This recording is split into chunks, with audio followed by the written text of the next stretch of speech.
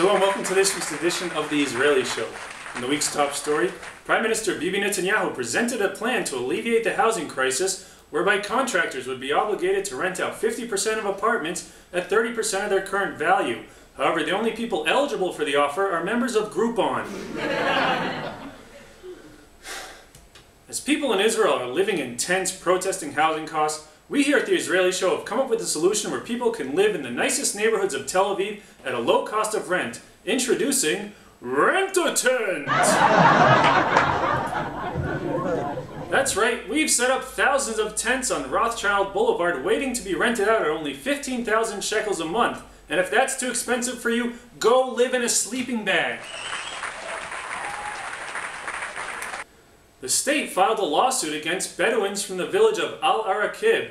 The Bedouins will be represented by their attorney, the village donkey. The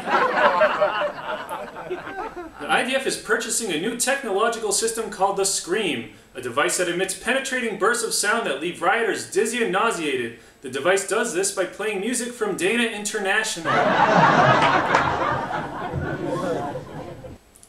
The Keshet Network admitted that votes in the Israeli Idol or Kochav Nolad song contest were rigged.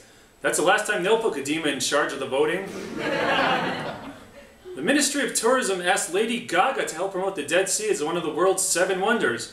Unfortunately, Lady Gaga declined the offer and is instead promoting herself as one of nature's 7 freaks. And finally in sports, Israeli swimmer Gal Nevo said that he was happy that he beat a Syrian in the World Championships. The Syrian swimmer was just happy to be swimming in a pool of water and not in a pool of blood. Ho ho ho! What? I'm raising awareness about the massacre in Syria. Thank you very much for watching this week's Israeli Show. I'm your host David Sidman. Shalom, we'll each other.